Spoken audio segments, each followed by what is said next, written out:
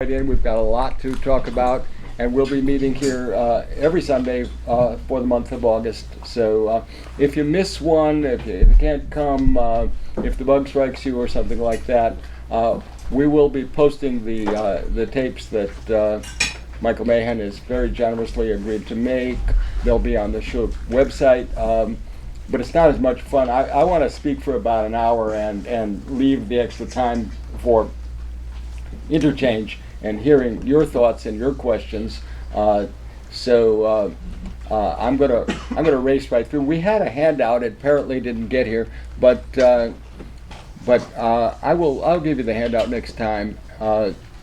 It's about details, life and times, and I'm going to start with life and times, but I want to tell you a little more about what the guide is really about, because that's one of the things that Rambam himself does not do.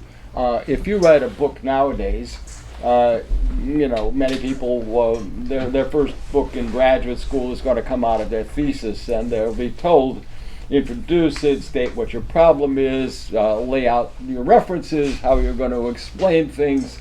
Rambam doesn't do any of those things. He particularly avoids naming and stating the problems he wants to address in the guide. I'll give you an easy example of that.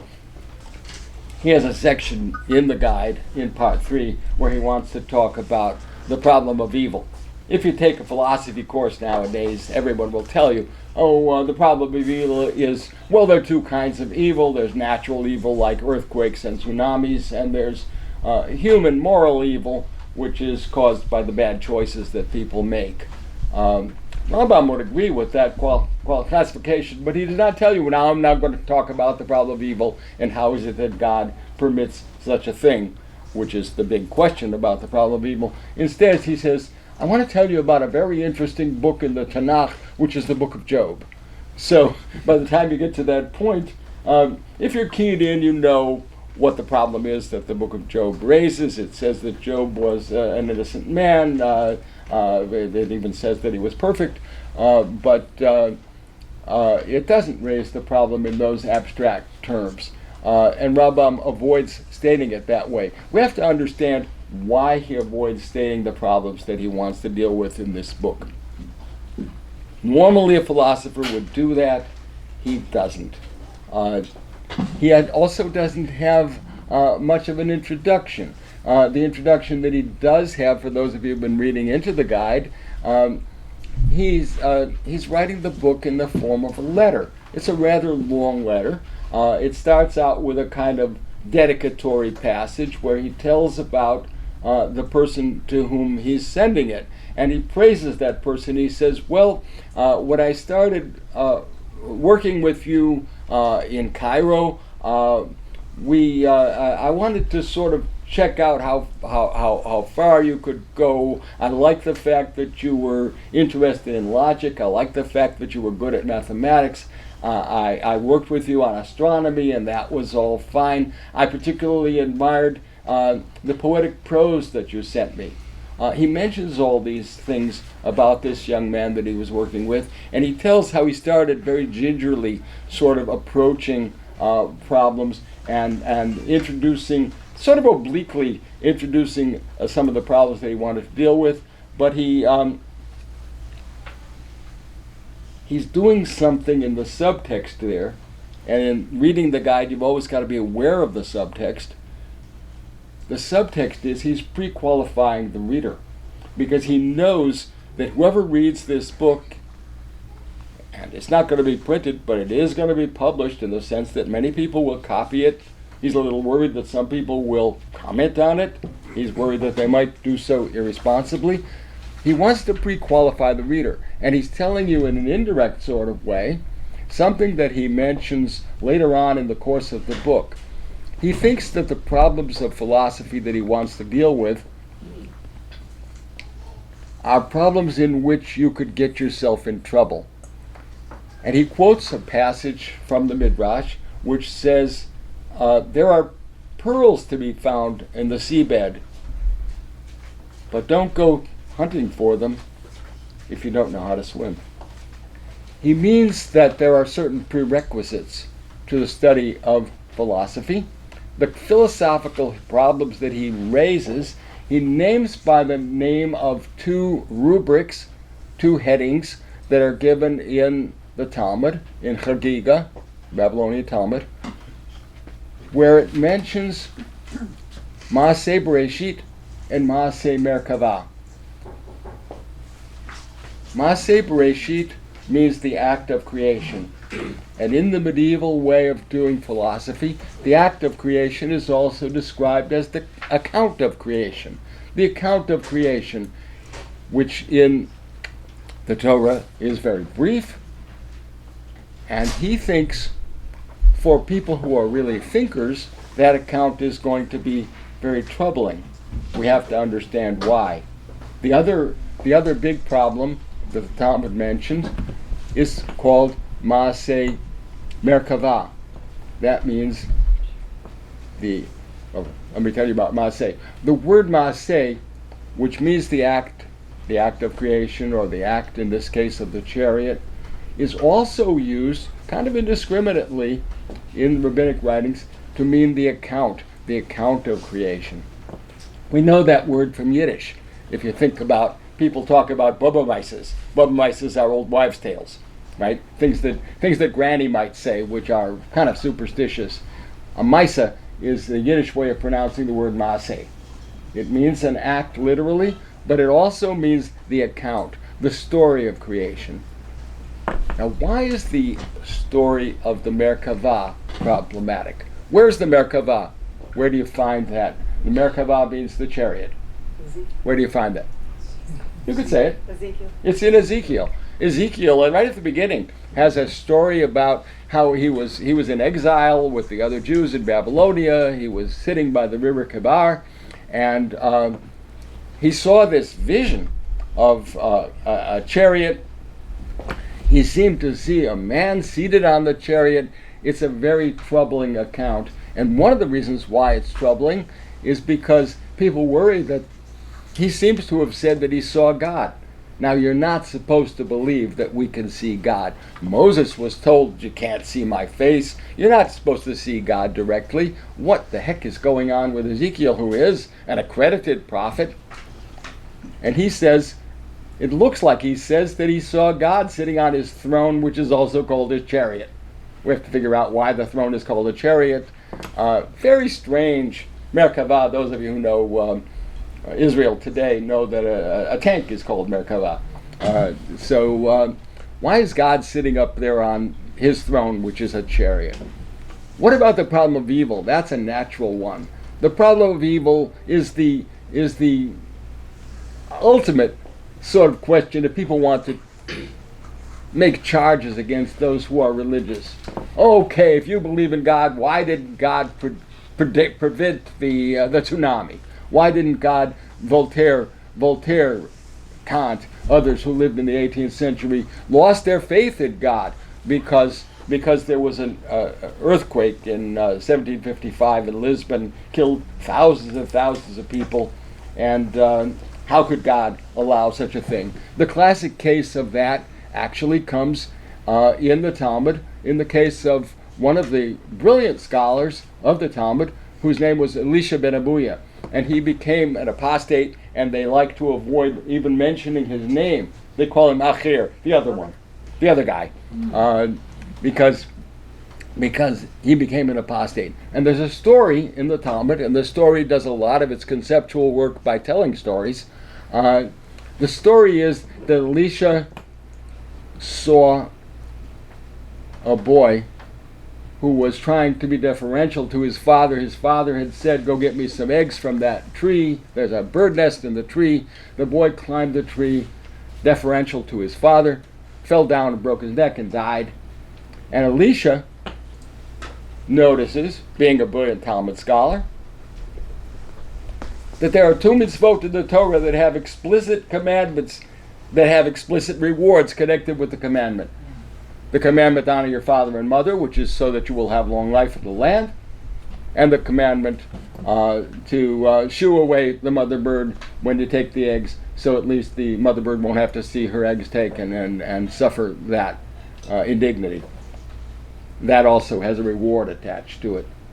So what was the reward? Elisha, you can see him wondering. The Talmud doesn't spell it out.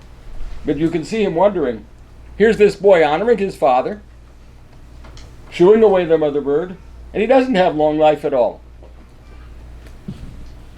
That's the Talmud's way of mentioning the problem of evil. The story about the bird is not important. The story that matters is that Elisha lost his faith in God. If you put it in philosophical terms, he lost his faith in God's relation to Israel. He lost his faith in the Torah's commandments because he thought that it was false. It was disproved by his own experience. He saw somebody doing these things, honoring his father and shooing away the mother bird, and far from getting long life, he died. That's an easy one. We're going to have to deal with the book of Job, and we will later on in the course. And what Maimonides thinks is the intention of the book of Job and how we can learn something from it about how to answer the problem of evil. And the book of Job has a remarkable episode in it at the end. If you know the book of Job well, you know that God himself answers the problem. And a lot of people nowadays have trouble understanding that answer or don't like the answer that's given, and they think that God is just bullying Job by telling him how great he is and all the creation that he did. But the answer that's given in the voice from the storm wind, when actually Job's prayer that God would confront him and tell him what he's being made to suffer for, that answer is very important to the Rambam, and we'll talk about that when we get to part 3. We're still now just at the beginning of part 1. But you can see why the Rambam is very careful about not stating the problems that the book will be addressing, because he's afraid to pick up on that image of trying to swim and dive for pearls when you don't know how to swim. If you haven't had swimming lessons, don't try it. He thinks you need these prerequisites. You need to know mathematics. You need to know logic. You need to know natural science. You need to know something about poetics. And he likes the fact that the young man for whom he wrote the book had a poetic flair. Why do you need to know poetics? Why do you need to know mathematics and physics and astronomy? Because those are prerequisites without which you don't know how to swim in those deep waters. You'll get in over your head, you'll be in trouble. And he, instead of inviting you into the book and saying, well, here's what I'm going to talk about and here's how I'm going to do it, he sort of cautions you. Don't start swimming now if you haven't got some idea, if you haven't had some lessons in how to do it. Why is creation problematic? We can see why Ezekiel's vision is problematic. No other prophet seems to be describing God. That's something that, Moses says to God, "Let me see thy face," and God says, "Oh no, you can't see that. You're alive. You can't see my face and live." What is it that?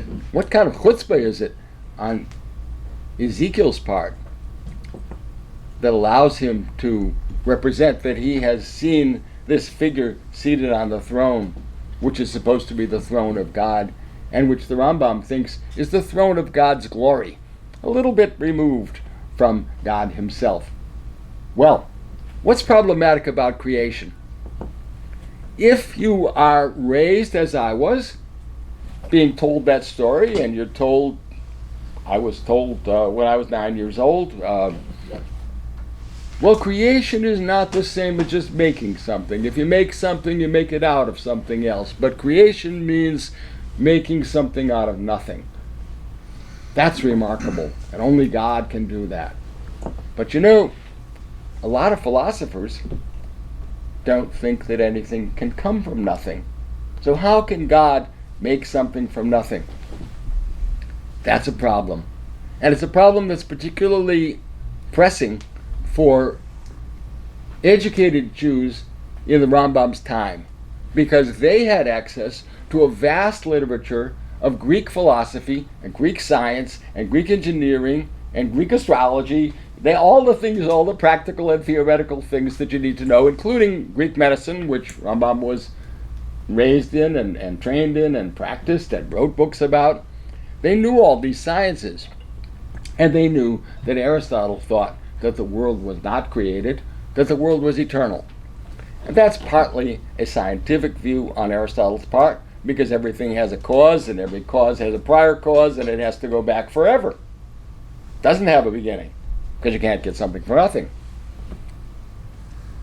Aristotle has many arguments against the idea of creation, and what motivates those arguments in part is his desire to get past mythology. Aristotle thinks that the ancestors of philosophy, people who asked very basic questions, were people who wanted to know what was what. But they asked those questions in the way of trying to find out what everything was made from. One philosopher, Thales, supposed to be the first philosopher, thought that everything was made out of water and would be resolved into water. Others thought everything was made out of air and it got denser or more curdled or whatever. Some very sophisticated pre-Socratic philosophers thought that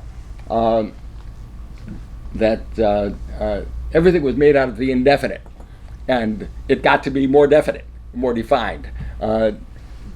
Interesting ideas. But Aristotle thought that when philosophers stopped asking what things came from and asking instead what they were made out of, they were making progress, because they were getting away from the mythological method of accounting for things by their origins, right? Like the mythology says, well, where did the world come from? It came from an egg. Where the egg come from, it goes on to a kind of infinite regress. Well, it's progress to ask what things are made out of instead of just asking what they came from. And Aristotle thought further that when Parmenides came along and asked what is the nature of being and why is it that being is the way it is,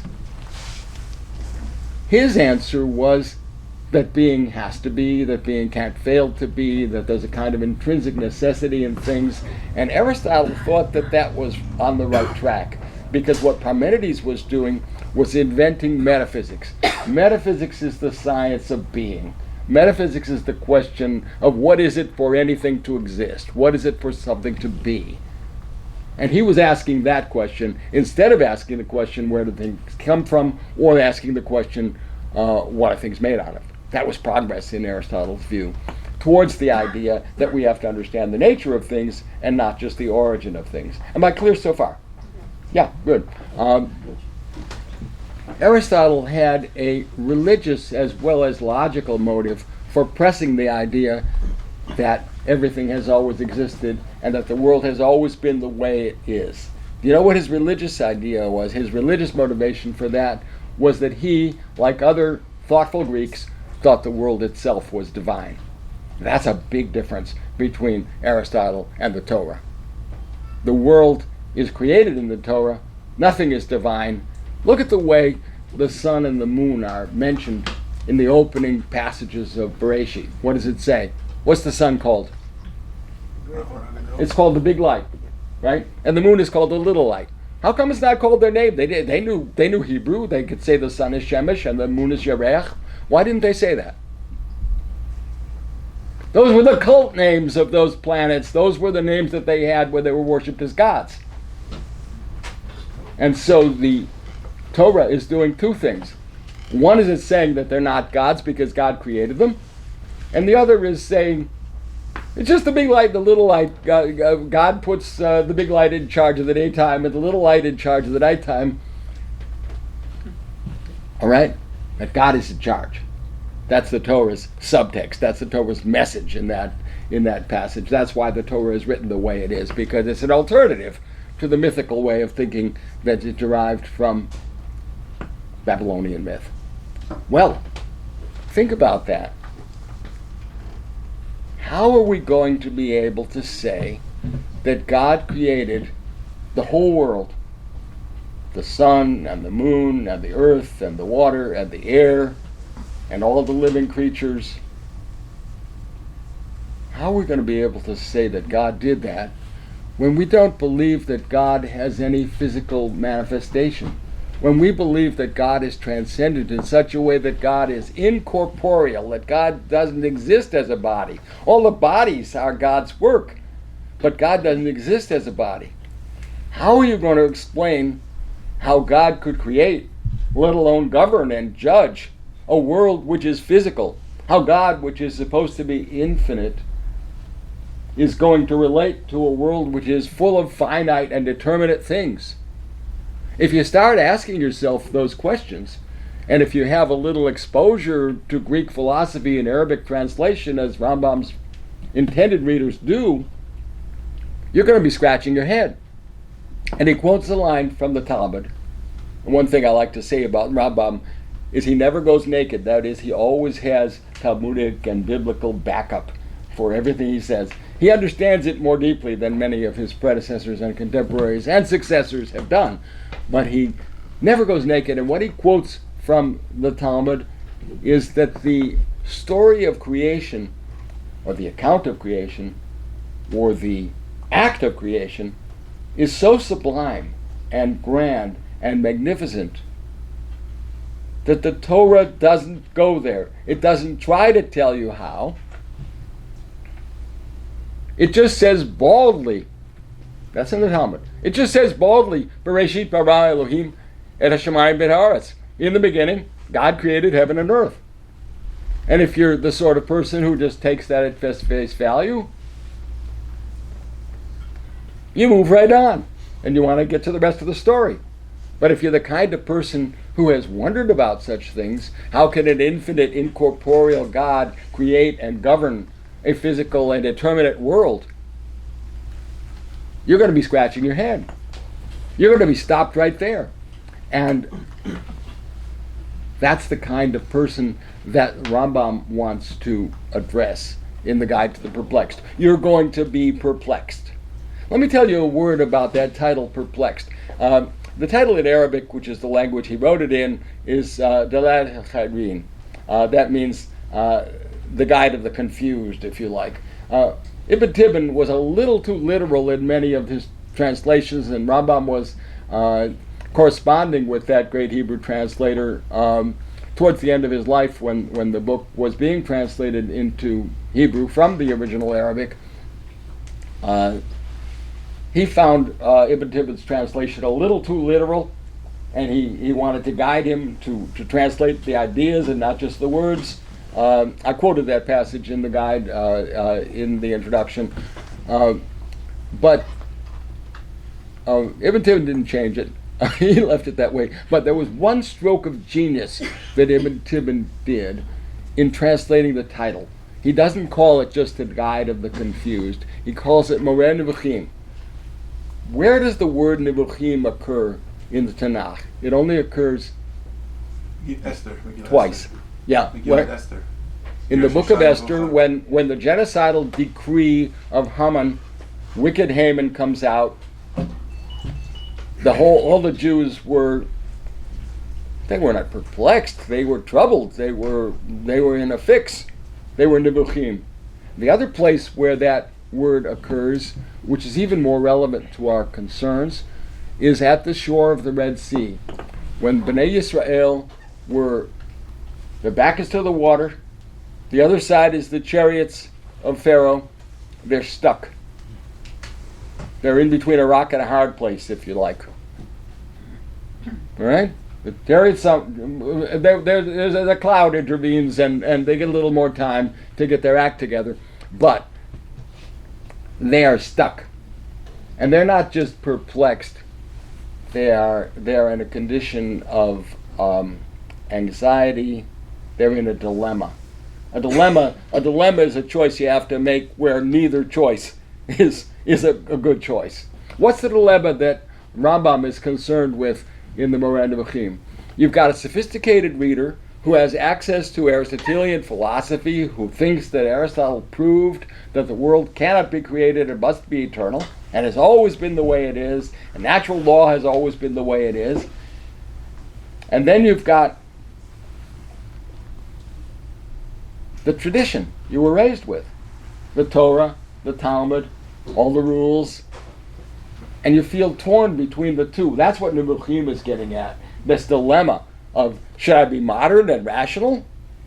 Remember, Rambam calls his contemporaries moderns. He doesn't say we men of the Middle Ages.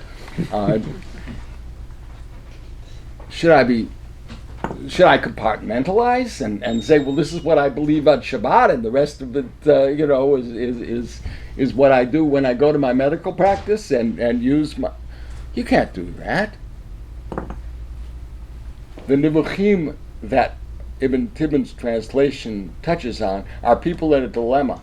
They've got logic and science on the one hand, and the religious tradition and texts and stories and mitzvot on the other hand, and they don't see how to reconcile the two.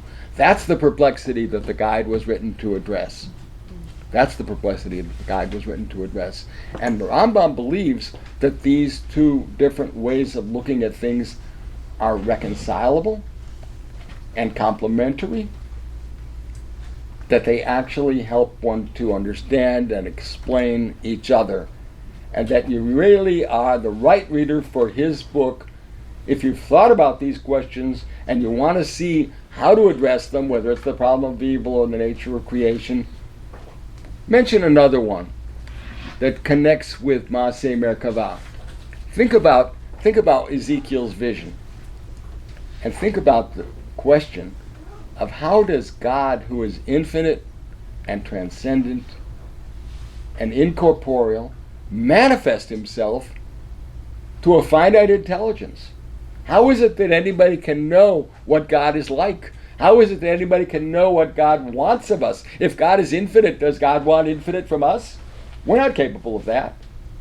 If God is infinitely good, why is the world not infinitely good? Problem of evil connected with the problem of revelation.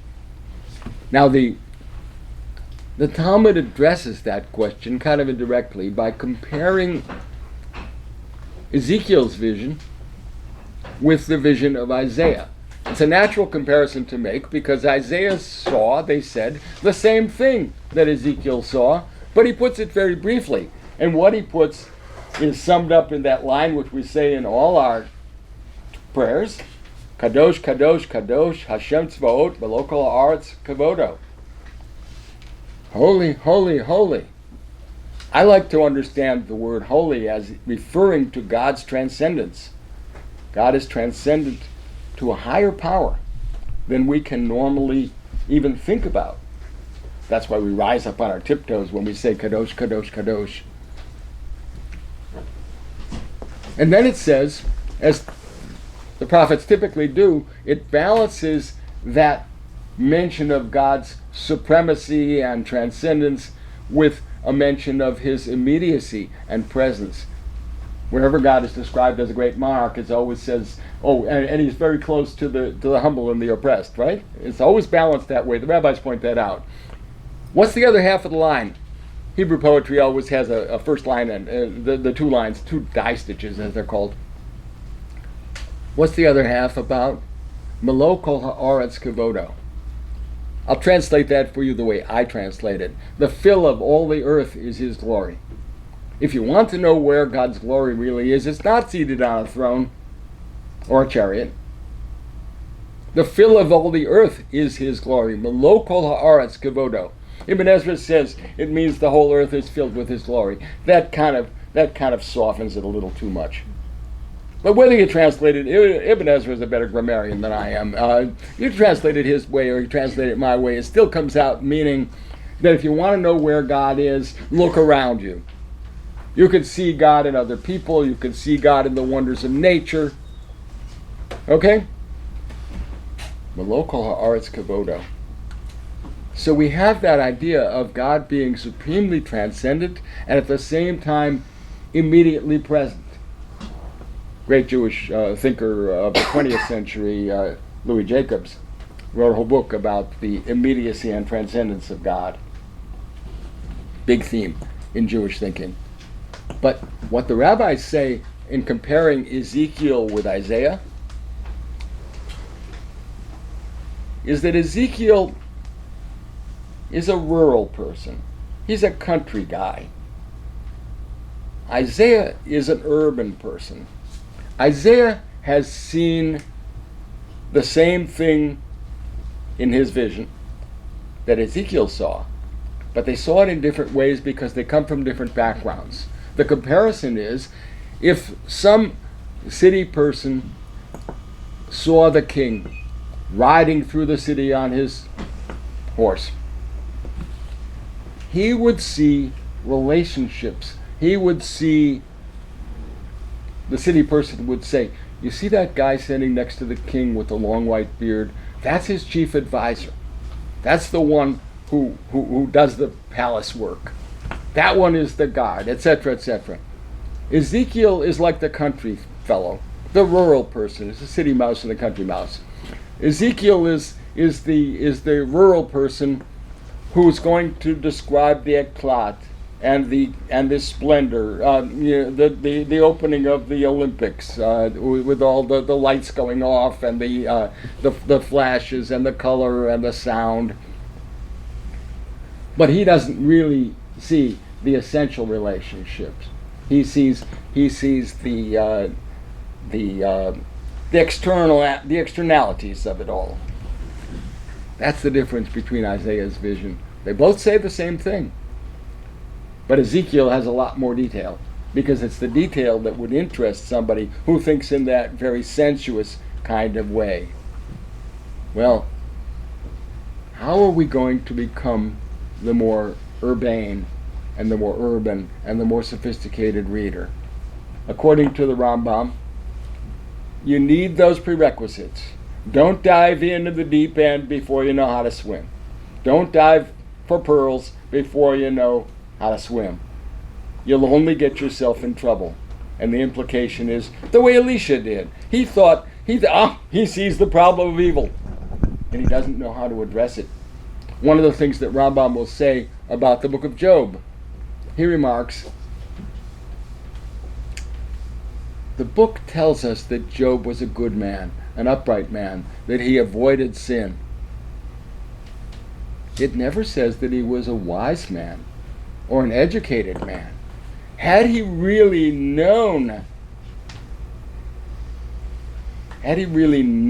how the world works, had he really known physics and astronomy and mathematics and so forth and logic, his plight would not have been obscure to him. He would have understood.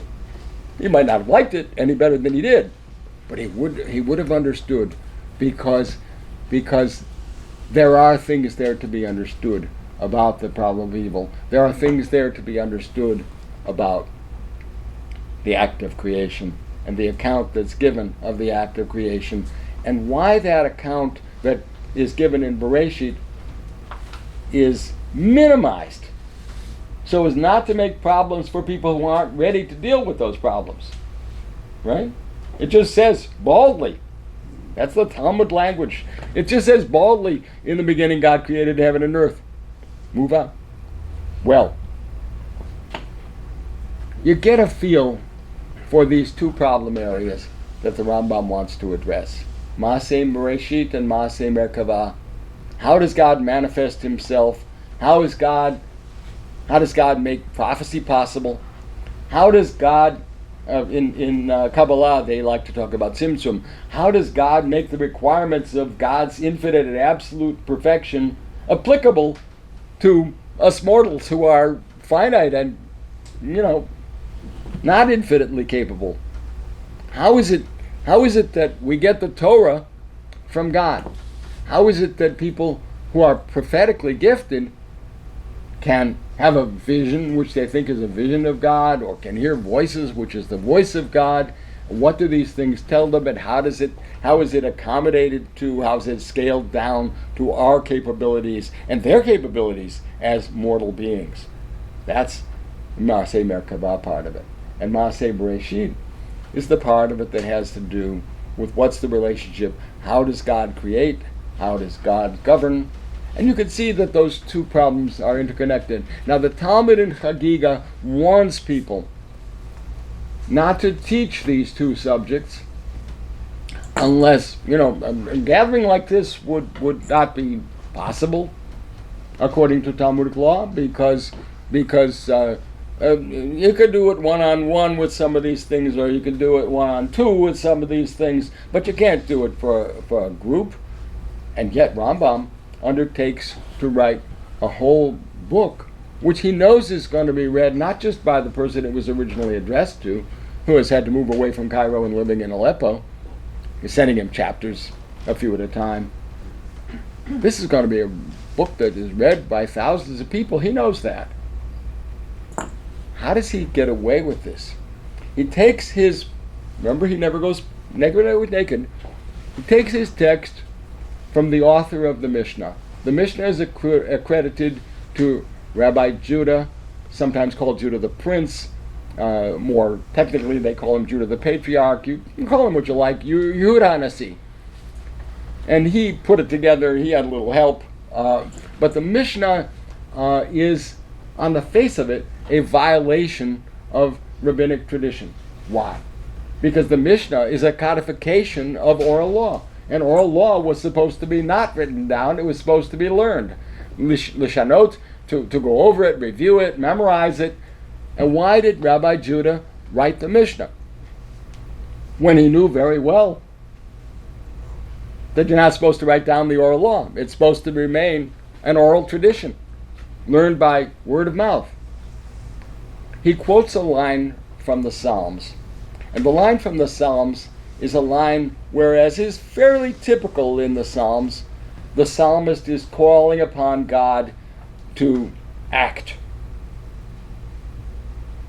And that's typical because, a lot of probably evil is expressed in the Psalms when people are suffering and they make a prayer to God. And those prayers are said in the temple, and sometimes we have special prayers of thanks to God for relieving us of some disease or difficulty or threat.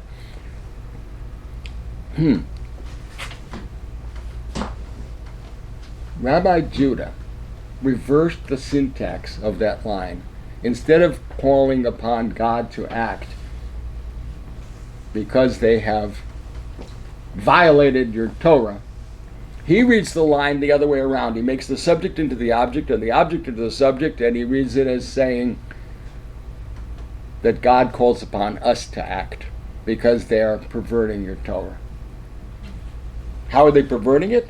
Well, they're getting it wrong, they're getting mixed up, they're not remembering it right, they're disagreeing with each other, and the whole Torah is going to become a dead letter because there are too many different opinions. In Israel, they always teach people that rabbinic law is very exciting because there are so many different opinions. But Rabbi Judah saw that there were too many different opinions, and it was going to dissolve the whole fabric of what was, in fact, the constitution of the people of Israel. Well, he sees a call to us to straighten that out. And he wrote the Mishnah with that justification, edited it, put it together.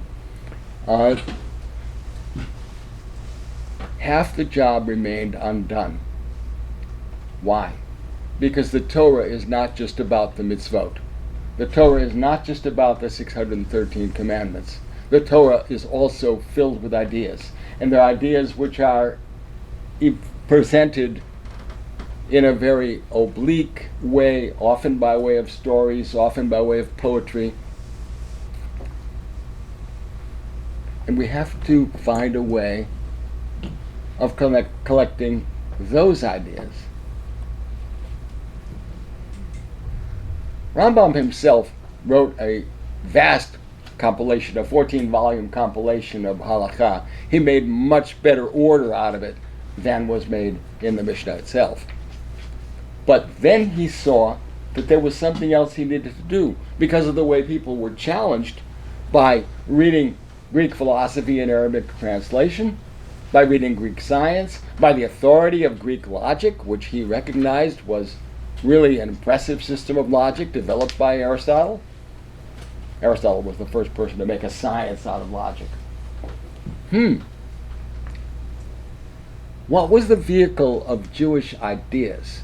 In the Torah, and in the Talmud, and in the Midrash, the vehicle of Jewish ideas was Agadah. And the first thing they'll tell you about Agadah means lore. Sometimes they'll tell you it means legend. It's related to the word Haggadah. This is the story we tell on Pesach, right? Agadah. Well, Agadah is very interesting as a vehicle of Jewish ideas. And the first thing they'll tell you about Agadah, when they tell you it means lore or legend, is that it's not binding. Well, that's very nice to know. It's not halakha. Halakha is one thing, Agadah is another thing. These are the stories. And that means what? You bracket them and pay no attention to them? Not at all. Agadah is the vehicle of Jewish ideas. Agadah is the vehicle of Jewish theology. And Agadah is very liberating in terms of Jewish theology. Because if you're a Christian or a Muslim, beliefs are obligatory. And you can be punished for holding the wrong beliefs. And people were. In Rambam's time, even as recently as early modern times, people were being burned at the stake for holding the wrong beliefs. The Torah teaches its ideas by way of stories, which are not binding, and therefore it's possible to convey and transmit and perpetuate Jewish ideas and values without relying on dogma, without enforcing dogma, without dunking the person in the bucket and saying, "Does you believe?" Dunk him again, "Does you believe?" Right? No. Our tradition teaches its ideas by poetic means, and it does so without enforcement, without dogma. That's really remarkable. Really remarkable. And of course, Rambam understands and appreciates that, but he wants to do something for Agadah which had not been done before. He wants to create a philosophical way of understanding the Torah's ideas and the ideas of the rabbinic discourse, where they're arguing with each other and talking about fascinating issues. And he wants to do for Agadah what Rabbi Judah had done for halakha, to make a system out of it, to make it organized. But he's not going to write it as a system. Rambam knew how to make a system. When he did his 14-volume code of Jewish law, which he called the Mishneh Torah, which means the same thing as Deuteronomy, the law all over again, that was considered chutzpahdik from Jews today, so they don't call it that. They call it the Yad Chazakah, the strong hand. You know that phrase from the Haggadah of Pesach? God brought us out of Egypt with a strong hand and an outstretched arm. And the word Yad is fun because it has a numerical value. The Yud is 10 and the Dalet is 4. That refers to the 14 volumes of the Yad Chazakah. And if you look at Spanish manuscripts of the Yad Chazakah from the 15th century, before the expulsion from Spain, you'll see the logical organization of that work, calligraphically represented in different colors and columns and so forth. The organization of the work itself is explicit there because the calligrapher shows you in the big letters and the little letters and the big headings and the little headings, he shows you how very systematic Maimonides made the halakha. Vast body. Not just the Talmud, of course, but the whole of halakha, which he knew very, very well. But in the Yad, he uses that organized method. They call it the Yad for short. In the Moreh Nevuchim, in the Guide to the Perplexed, he works indirectly and obliquely and conversationally, and he's writing these letters to his former student, and if you're on the beam, if you're interested in these problems, you can follow along and you can see where the argument goes. But it's very digressive, it's very associative, it's very repetitious in places. Talmud is much more repetitious. He's using a completely informal method. Why is he doing that? Because of the reason I told you at the beginning. He doesn't want to get you in over your head. He doesn't want you to be swimming in deep waters before you're ready. He's going to tell you what you need to know before studying Maaseh Bereshit and Maaseh Merkavah, and then gradually get you in, not starting out at the deep end. Well, why is it important that a letter dedicatory, he makes a point of mentioning that the person to whom he's dedicating this work and for whom he's writing it in the first instance has a poetic spirit. Because what you need to know about the Torah, if you're to understand that it's not full of contradictions and anomalies and dilemmas, is that the Torah itself is all poetry. It's all poetry. You have to understand that, and you have to have a poetic sensibility. Now, somebody mentioned, just as we were introducing ourselves, that there's supposed to be these insoluble problems in the guide. The notion that there are insoluble problems in the guide comes from a scholar named Leo Strauss, who thought that the book was really meant the opposite of what it said, and that there are hints going along the way to show that Maimonides thought that, and he didn't really believe any of these things. He just thought that he wanted people to stay loyal to the law. Very sort of pragmatic attitude. There are lots of good arguments against that way of reading the guide. One argument is, if Maimonides didn't believe these things, why did he spend so many years writing his code of Jewish law? It's not something you dedicate your life to if you're really not interested in the idea that the law is divine and divinely given. In my opinion, the contradictions that Rambam talks about in his introduction to the guide are not particularly contradictions in the guide. They're apparent contradictions in the Torah. And you can start right off the bat with the one between the transcendent God that's described, but not described, the one that we can't see, right? And the notion that some prophet had a vision, which you might think was meant to be a vision of God.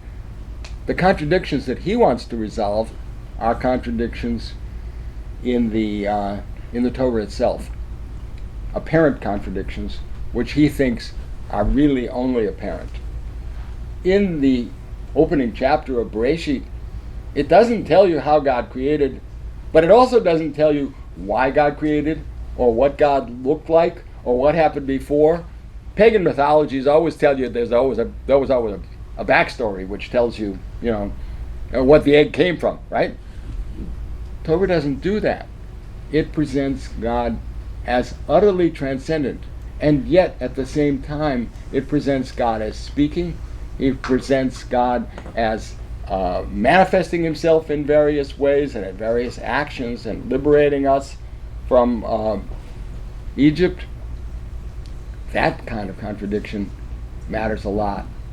And the only way you can resolve that kind of contradiction is by way of understanding poetry. The opening chapter of the guide, and this is as far as I'm going to go because we're going to have Q&A in about 2 minutes. The opening chapter of the guide, the very first chapter after the introduction, he starts going through various terms that are used in the Torah. And the first word that he wants to talk about, the first expression, is tselem demut. It says that human beings were created in God's image. Now, if you're that naive reader, you might think that means that human beings look like God.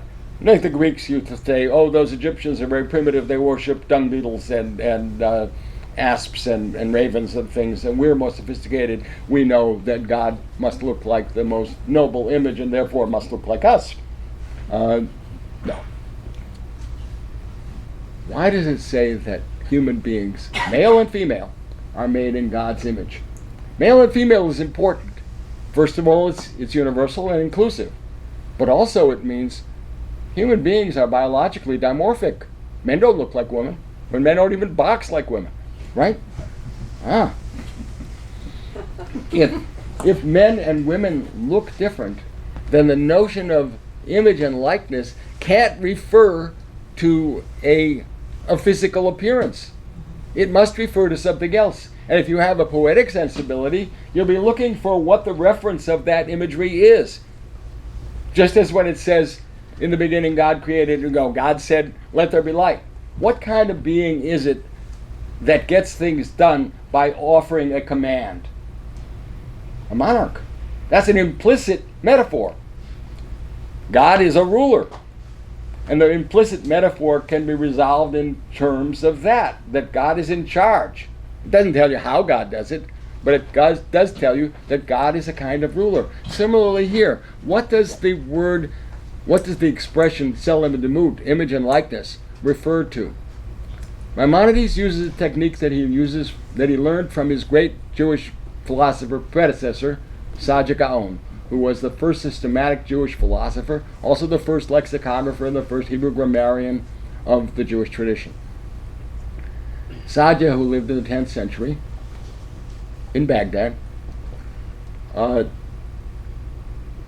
says that if you want to understand the meaning of a word and it looks anomalous to you, you're going to have to find out all the other places where it occurs, and you're going to have to see where it's used in the sense that makes sense in the context you're looking at. Now, as a lexicographer, he knows how to do that. It's not just a matter of saying, oh, this is a metaphor. That's generic. You got to know specifically what metaphor it is and what it refers to. You got to find that word in that sense elsewhere in a Hebrew text. Tselem Demut. Maimonides does an interesting thing with Demut. Demut means literally likeness. And we know, if we know anything about God, that God doesn't have a likeness. We don't paint God's picture. We don't carve God in stone. I mean, that's a big deal, right? He finds a passage in the Psalms where the psalmist says, I'm like a pelican in the desert, using that word like. Now, how is he like a pelican in the desert? He doesn't have wings and feathers. How is he like a pelican in the desert? A pelican would be really lost in the desert. A pelican would be out of place. And that's how the psalmist feels. He feels that people don't understand him. His spirit is like a pelican in the desert, not because he looks like a pelican, but because the likeness is a spiritual likeness. That points you in the direction of understanding anthropomorphisms in the Torah. Anthropomorphism, God described as though we were human, can't see my face. But recognizing that's a false contradiction. God didn't have a face. The likeness has to be taken not in physical terms, but in spiritual terms, in moral terms, in emotional terms. The prophet feels alienated, separate, out of place. Pelicans are seabirds, they don't live in the desert. Okay? Well, that's what the Rambam wants you to understand. And he wants you to review all the anthropomorphisms of the Torah and the opening few dozen chapters of the guide, which I think you're reading now. Deal with those anthropomorphisms systematically and finds a sequence of meanings which point you in the right direction. That's what happens in the so-called lexicon. Now I'm going to tell you something, and I hope it doesn't sound too chutzpahdik. I know many specialists in this book. There are very few who have understood that is what is happening in the so-called lexicon. They don't understand. They think that Maimonides is making an argument against anthropomorphism. And if you've ever come near a placid philosophy, you know that giving a bunch of examples is not the same as making an argument, and that the argument that Maimonides is making, he does make it in the end, he doesn't attempt to prove that God has no physical likeness in all the examples he gives of biblical anthropomorphisms. What he does is he assumes it. If you've ever come near a philosophy class, you've been told, don't assume what you're trying to prove. That's what really amounts to begging the question. Rambam will offer an argument, and one of the things we have to consider for next time is what is the argument, where does it occur, and why does he leave it till later? But he wants to show you in those first 70 chapters, really, of part 1, that there's a better way of understanding those anthropomorphic terms than to understand them anthropomorphically. So I'll stop there. Good questions and comments and cigars and okiyok. Thank you very much.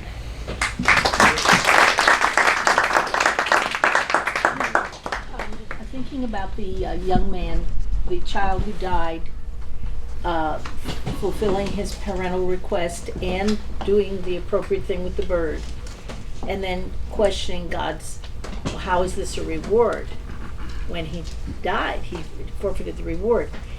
One way to look at it would be that when Torah talks about a reward, it's talking about a corporate reward. That when you have a civilization in Israel where parents are honored, it is a reward for Israel in the long run. When you have a civilization in Israel where wildlife is respected, it is a reward in the long run, but it doesn't necessarily pertain to each individual. I think that's right, and I think the notion, if I can introduce another word, the notion is the notion of an ethos. We are told, what fits together with shooing away the mother bird is the notion of doing shechita with a very sharp knife. It can't have a nick in it. Why not? Rambam says it can't have a nick in it because it would cause undue suffering to the animal. The idea that causing suffering to an animal is something bad refers not just to the animal, but to the ethos. What kind of people do we want to be? What kind of a people? A communal ethos, a shared ethos. That is what the Torah is interested in doing. When it says, "Ve'ahavta l'reacha kamocha," you should love your neighbor as you love yourself. All of these things, don't lie, don't cheat, don't steal, all of these have to do with building an ethos, which is communal, not just personal. I think that's right. One of the ways that the rabbis interpreted that also was a typical move they made of referring to long life in the hereafter. But that's kind of punting, because we haven't been there. I think the idea of an ethos is very good. I'll give you another example of that, which comes from the Rambam, but I want to hear the next. Please. I'm interested in, with the Rambam, it seems that, based if I understood you correctly, he wrote this for people who had a certain prerequisite knowledge in mathematics and logic and science, and that if they had those qualifiers, they'd be able to swim in these waters, essentially. He doesn't expect them to be really proficient in it, by the way, because he always explains those things when he gets deeper into it. Yeah. They're not great mathematicians or something like that, but they have to have. But it's a smaller. They have to know what logic is. Yeah. And so my question is, that makes a lot of sense based on when you said the rock and hard place of someone who's studied Aristotelian science and believes the world's eternal and then has to confront Genesis. So that makes sense that he'd be writing it for that. But he also talks about the problem of evil, which seems to be a much more proximate problem that even less educated people can have trouble with that, because they see, like you said, a child fall out of a tree and suddenly we have to confront a benevolent God and that happening. So what was the Rambam's solution for those people who were, let's say, less educated in Aristotelian science and weren't bothered by the eternal world, but were bothered by the problem of evil? And was his solution the 13 principles of faith that were more of dogmas that can be repeated and just believed? I think you're right. I think that the 13 articles of belief, as he calls them, I've written about that, and I'm going to be doing a paper up in Boston in November about that.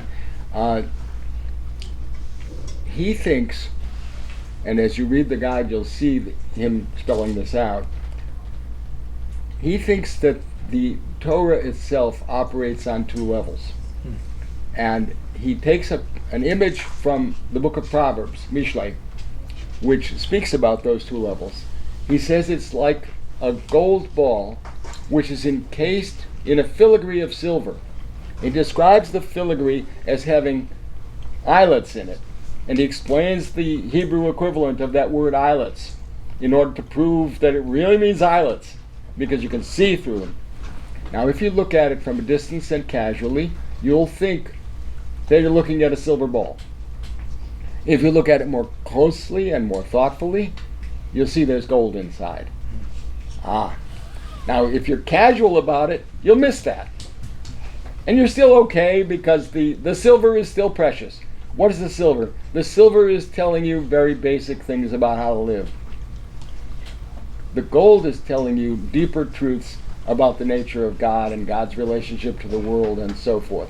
So his way of solving that difficulty about what do you do with people who are confronting, how do people usually face the problem of evil? Why did this happen to me? God helps total strangers. Why didn't he help me? You see that kind of, somebody has a dear one who dies of cancer. Why did this happen to me? I'm a good person. It's not a general, philosophers want to generalize it, but the kind of person you're describing doesn't think in terms of generalities, they think in terms of personalities. Well, he has a way of answering that, and I can tell you in brief terms how he does. And he answers it partly by leaning on two Greek philosophical sources. One is Aristotle, and one is Galen. Remember that 129 works of Galen that I counted were translated from Greek into Arabic. Galen lived in the 2nd century, almost 1,000 years before Rambam. He was a physician to Marcus Aurelius, the philosophical emperor. He also was a physician to gladiators, different stage of his life. And Rambam admires Galen. He knows him very well. He'll criticize him in certain places. Galen says, don't expect a body that's made out of blood and menstrual fluid to last forever, move forever, glow like the sun. He quotes that, and he quotes the passage in Galen, and gives the actual reference. In other words, we're made out of matter, and one of the things that Job didn't understand is that matter is vulnerable. Matter is vulnerable, but it's also the means by which we are individuated. And our individuation is important to us, and it's also important as the vehicle by which we make our way back to God, because we wouldn't be separate from God, we wouldn't exist at all as individuals without our embodiment. So matter is bimodal. He compares it, as you're reading the beginning of the guide, you'll see reference to, he quotes at some length from Proverbs book 7, chapter 7, I'm sorry. Proverbs, which describes a married woman who's a bit of a whore. And she waits till her husband goes away, and then she goes out and she tries to seduce this young man who's passing by. And he takes the passage to be warning us against that. But he also takes this whorish woman, this married woman, to be an allegory for matter. Why? Because matter, Aristotle says, is always seeking new forms, new ways of being organized, new ideas. And that's like this woman who's always seeking another mate. All right? He's more interested in the matter part of it than in the story itself. He's resolving that story into what he thinks it represents. The good woman, the good wife, also in the book of Proverbs, but in chapter 31, we read every Friday night about Eshet Chayil, which should be translated the good wife, not the woman of valor. That doesn't make any sense. The good wife. She's rarer than rubies. But if you have the right kind of matter, which can be disciplined and directed, that's a great gift. That's what makes you healthy enough to live long enough to learn anything, which we say we want to do. So there's two different allegories of matter as the good wife and the bad wife.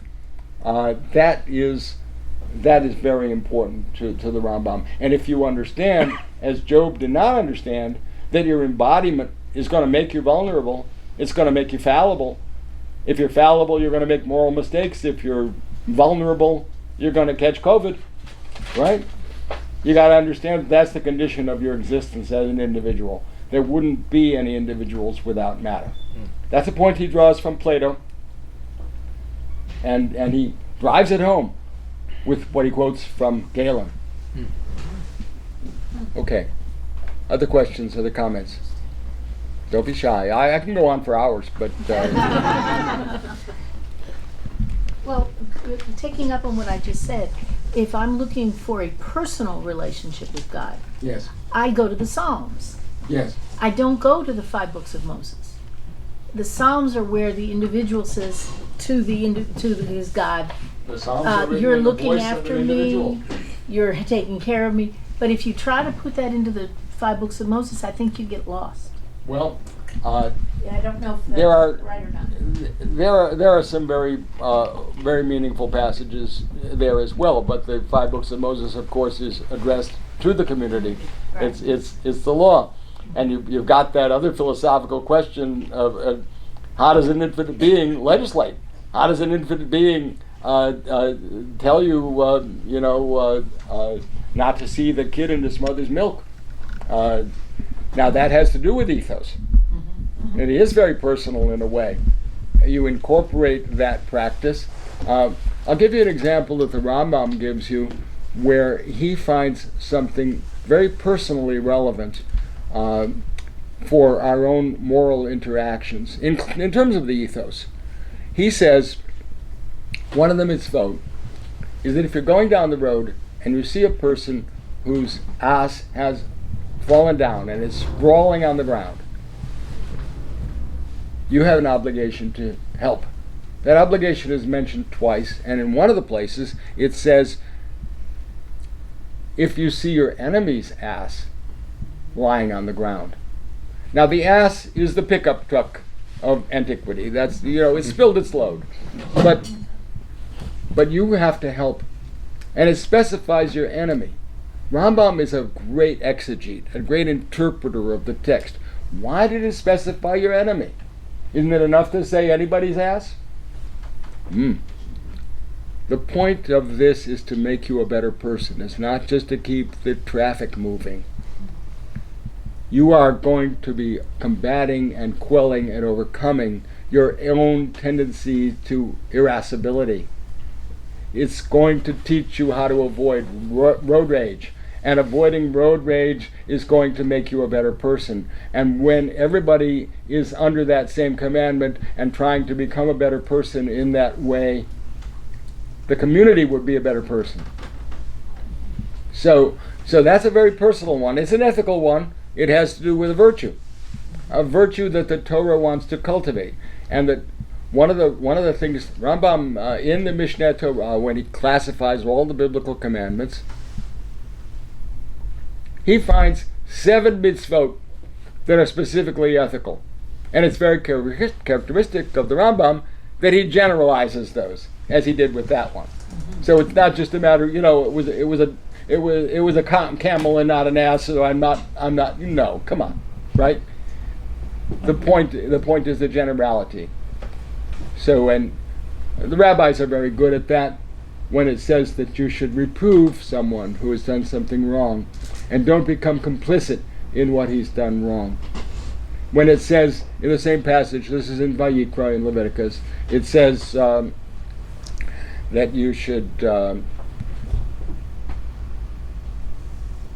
not put a stumbling block in the path of the blind or curse the person who is deaf. Those are very concrete. The Torah likes to give very concrete examples. It doesn't like to work in vast abstractions.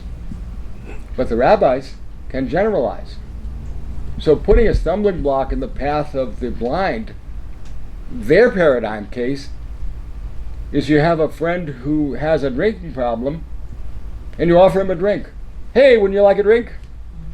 Oh, that's putting a stumbling block in the path of the blind. Notice how they generalized and then reapplied it to a concrete situation. Right? That's the kind of thing that the rabbis are very good at. They pick up on the spirit of the intention.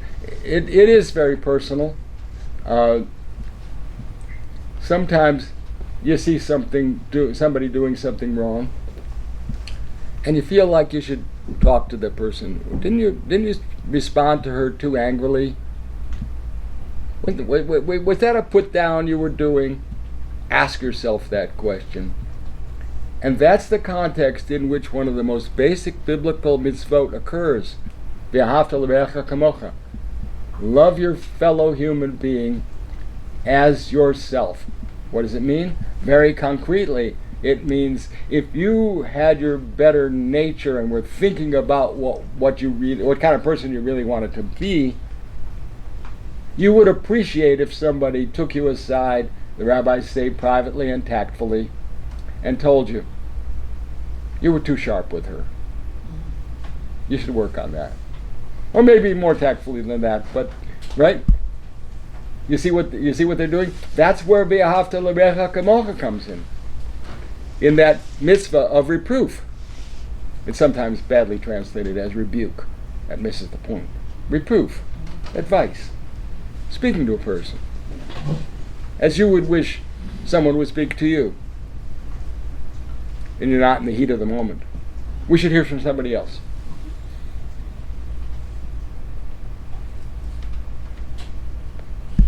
Oh, come on. Rabbi Akiva says that in his generation that nobody knows how to reprove someone, rebuke someone. How much more now today when we're much lesser than, of course, Rabbi Akiva in the time. So how can you, taking that into account, how do you do that today? That's a great question. I think that what you're talking about is a kind of a false notion of tact that we have. And the Torah itself addresses that by saying that you, if I can translate very idiomatically, don't set the other person up. Don't become complicit in what they're doing. When you let them get away with that, you're becoming part of the problem. So it's not easy. I don't think it was easy then either. It's very difficult because we do have some distance from one another. That's important, and that's where personality is protected and dignity is protected. Those are important things. And even the notion of not exposing your relative's nakedness, that is the penumbra of privacy and individuality. That's very, very important. The answer, I think, to the how part of your question is that we have to train ourselves, steel ourselves doing that. The rabbis tell you to do it tactfully and privately, because if you don't do it tactfully or privately, the person is just going to dig his heels in and lahachis, for spite, he'll do worse. But you become a better person by fulfilling that mitzvah. And in order to be able to fulfill that mitzvah, you have to maintain a certain level of rapport with the person you're talking to. You don't do that to a stranger. You do that to somebody who trusts you and respects your judgment.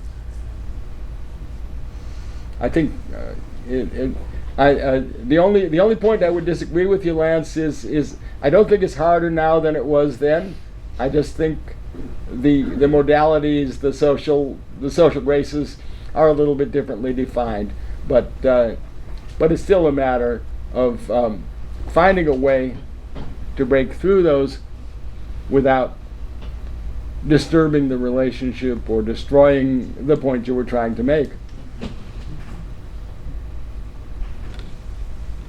I think everybody's too shy. I'm gonna tell you, since we've got 5 minutes. I brought all these notes and I didn't use them. One of the things I want to tell you is the year that Rambam was born. He was born in 1138. He was not born in 1135. The notion that he was born in 1135, which is still repeated online and in many reference sources, comes from a grandson of his, and that's a good source. But the better source is the Rambam himself, and he tells us that he completed his commentary on the Mishnah, a great classic work and the work which made him famous. He completed it at the age of 30 in 1167. So he was born in 1138, not 1135. Don't rely on the you Google it, you'll find both dates. I want to tell you very quickly about the trauma of his early years.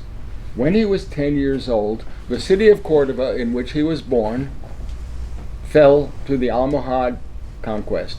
The Almohads were a radical group of puritanical Muslims from North Africa, spurred partly by Berber interests, and they overthrew the Almoravid dynasty, which was already ruling in Andalusia, which is the name we give to southern Spain. The Almoravids themselves had been a radical group which came out of North Africa, and the Almohads thought that the Almoravids had become too soft, and they destroyed them. But in the process, in their militancy, the Almohads, their name means, in Arabic it's Al-Muwahidin, the upholders of monotheism, related to the Hebrew word echad, which means one. Al-Muwahidin, those who affirm God's oneness. They were radical about that, so radical that they denied that Christians and Jews and even members of rival Muslim sects who had supported the previous regime were not really monotheists. That means that all of those non-monotheists had to be slain as idolaters unless they professed Islam. Many of the Jews, many start with the Christians. Christians could go to northern Spain. Northern Spain was Christian monarchies, and they were welcomed there. Jews didn't have such a place to retreat to, and many were slain rather than profess Islam. Many went into exile, and many did profess Islam.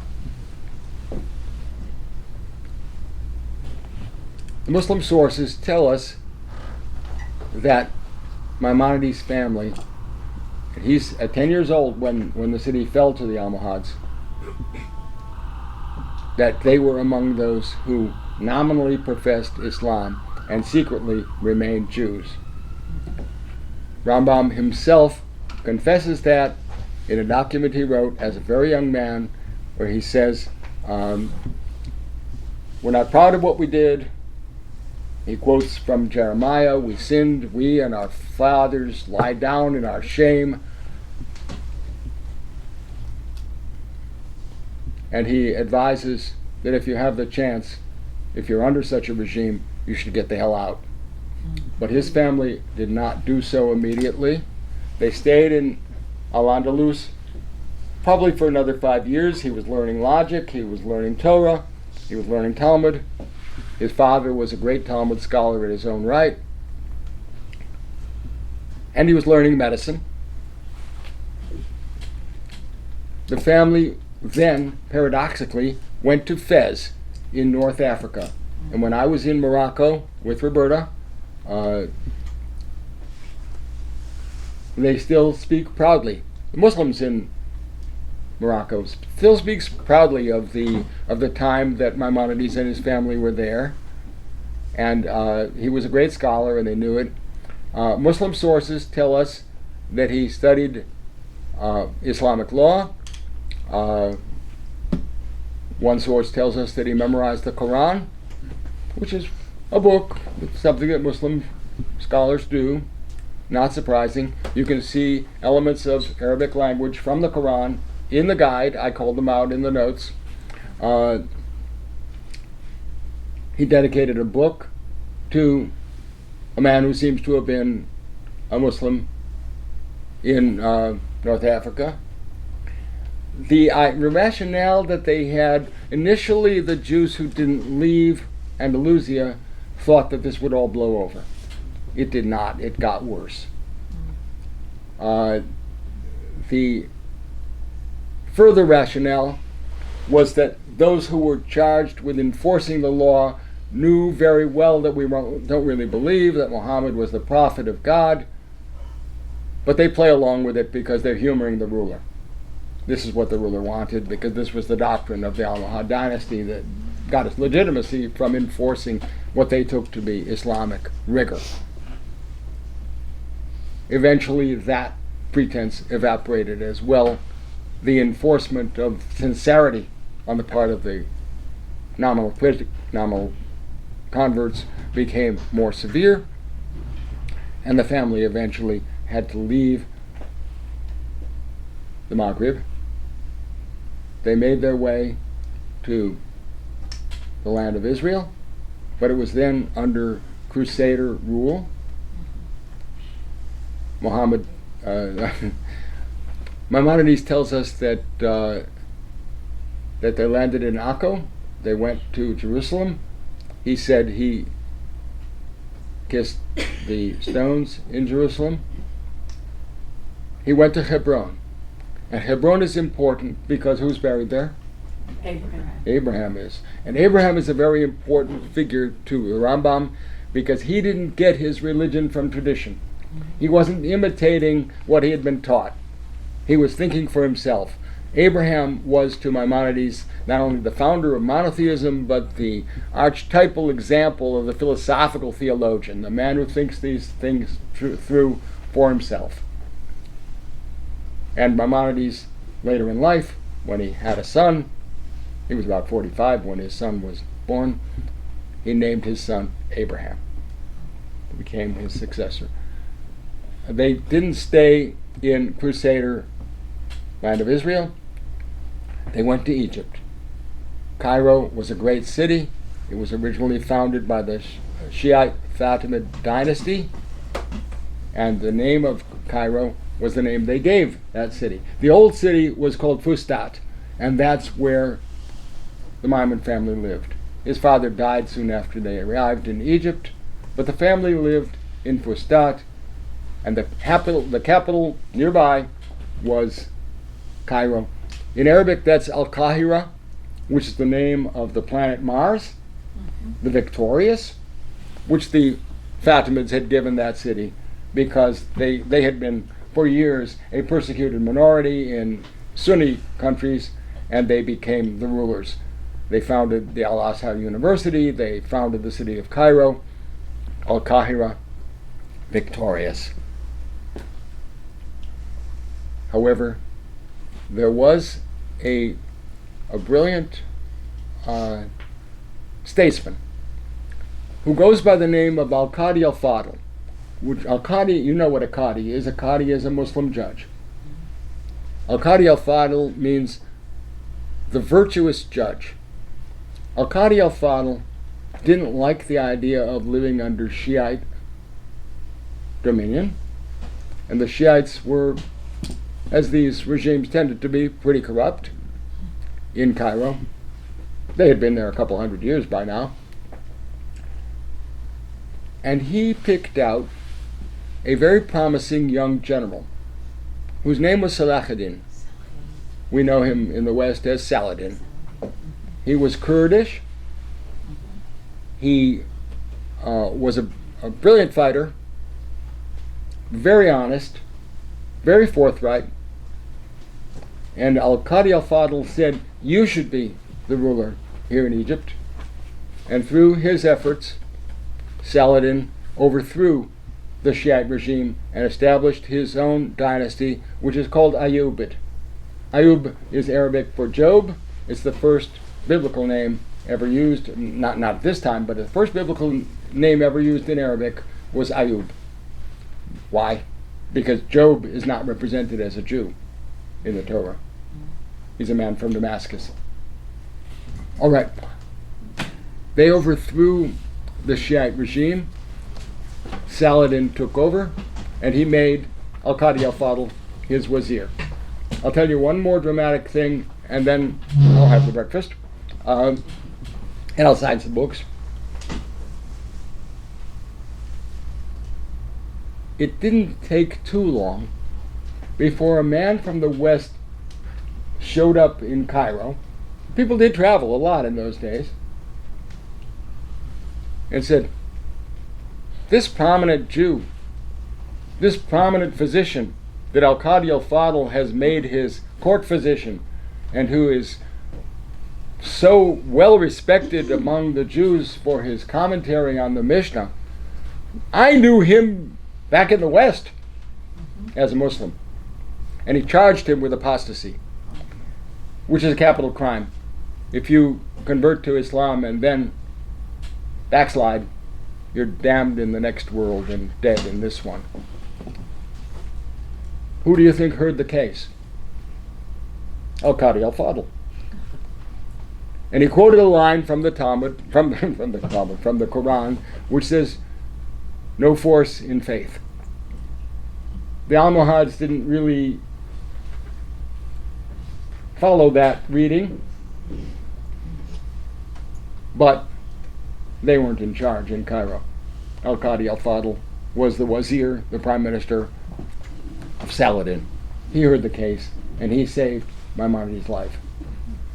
So that's enough drama for the moment. But when you talk about the problem of evil or the suffering of innocence, think about the fact that Maimonides was not talking about that in theory. He had been through it all. He had seen it happening. He had been a victim of it and a near victim of it. Okay, let's stop there. Thank you very, very much for being here. I look forward to next Sunday.